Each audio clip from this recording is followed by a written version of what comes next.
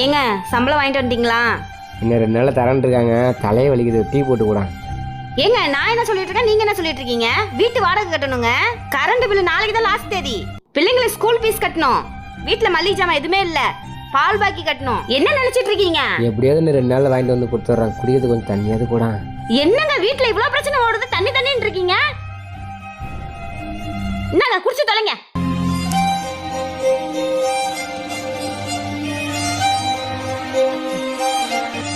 இருந்தா இந்தா சம்பளம் வாங்கிட்டு வந்துட்டேன். சரிங்க. ஒரு நிமிஷம்.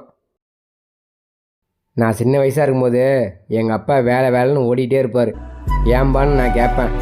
உனக்கு இப்போ புரியாதுடா, உனக்குன்னு ஒரு குடும்பம் வரும்போது அப்போ புரியும்னாரு. அதை நான் இப்போ புரிஞ்சுக்கிட்டேன். பணம் இருந்தால் தான் வெளியிலையும் மதிக்கிறாங்க, வீட்டுக்குள்ளே நீயும் மதிக்கிற.